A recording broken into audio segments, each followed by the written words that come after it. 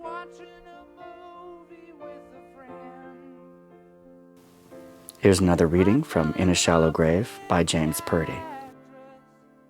She was playing a part that I could understand.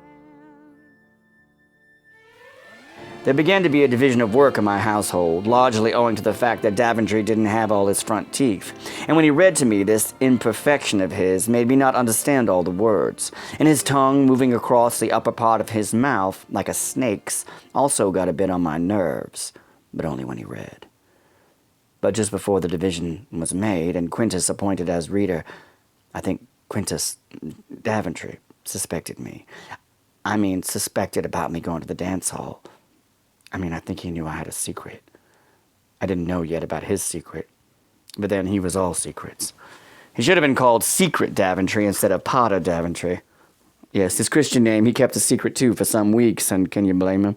For Potter is about the worst name I ever heard baptized on a boy, if Daventry ever was baptized. Quintus then was reinstated for reading, and he was sitting in a big straw-bottomed chair with dime store glasses on, reading to me out of one of the more ancient of the books I have inherited. Before the victory of Lucius Lucullus and the War of Mithridates, that is down to 74 BC, there were no cherry trees in Italy. Lucullus first imported them from Pontus. Where are you going, Daventry? I interrupted the reading, or rather just punctuated it, for Quintus went right on. And in 120 years they have crossed the ocean and got as far as Britain. Why, the widow Rance asked me to stop by her place this evening, he replied to my question.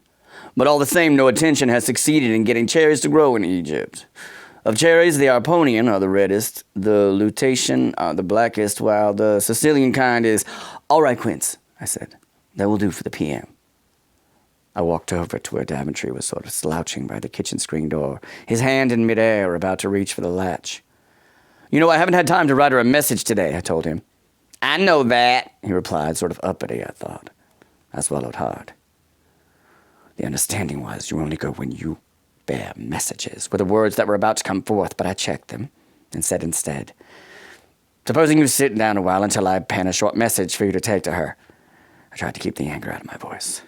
Suit yourself, he mumbled. I knew then he had been invited back by the widow. My head was swimming, yet I had to go on through with the pretense of writing us something. No words at all would come to me except the usual salutation. My only darling. When here, she was driven to retch when she only thought of me. And yet, wait a moment now. I had been told nonetheless by two different parties she kept my letters, so at least the letters was all right, and that gave me the second wind to give out. I have split up the household chores now between Quintus and Daventry, and soon we're going to give a big party here when everything is painted and the Congolian rugs brought down from the attic. We're also going to grow plants indoors so that in the winter it will look gay here. I am sure you found Daventry the most... The pen had frozen in my hands, for I became aware Daventry himself was standing over me, watching my hand. The effrontery, the nerve, the cool gall. But instead of taking my ire out on Daventry, it was poor Quintus, now irate and abused, for I could hear his honey voice still reading from that old Roman history book like an elocution pupil, droning on about a Roman cherry which has an agreeable flavor, but only if eaten under the tree which it grows, as it is so delicate that it won't stand carriage. Stop it! Stop that! I found myself shouting so close to Quintus's glasses that they fogged over, but that devil went right on with his reading aloud. I licked the envelope, handed the letter to Daventry, and rushed, fleeing from my own house into the meadow, and then began to climb the cliff. But, of course, I could not go to the ruined dance hall now, because the sun had not quite sunk out of sight into the western hills.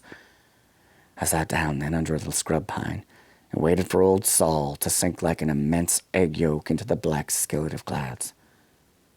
Then I heard the pine needles move, and Quintus was kneeling down by me, his book in his hand, and he went on reading to me. I was too stunned by this mutiny on the part of both my hired men to say a word, but sort of eavesdrops, you might say, on what he was reading. And the thought that neither he nor I really understood what the book was saying sort of struck me funny, though that was the whole point of choosing this kind of book. I required reading that would not make too much sense and would keep down the terrible pain that rises up from my lower guts and is followed by dizziness and lightheadedness. But I think Quintus loved to read things which didn't have any meaning or relevance to him either. But anyhow, he read a sentence that late afternoon that kind of left a lasting impression on me, if not on him. It is a remarkable fact that the three chief natural elements, water, air, and fire, have neither taste, smell, nor flavor whatsoever. Read that again, Quince, I commanded him. But Quintus went on with the next sentence, informing me, in the meantime, we find that there are 10 kinds of flavors: sweet, luscious, unctuous, bitter, rough, acrid, sharp, harsh, acid, and salt. My day's work is up, Quintus said, looking at an old pocket watch. Do you know something, Quince? I began. I think Daventry is... Quintus took off his store glasses and blinked at me. What do you think, Quintus? I said finally, looking off now into the now dark west. I think you think, he began in kind of a sassing way. I think you think they sweet on one another without they having had any time yet for getting acquainted. And then gazing at me with his big, almond-shaped eyes, he began nodding again and again at me, until at last, irritated with this repeated movement, I took hold of his head in both my hands and held it quiet, like I was stopping the pendulum of a clock.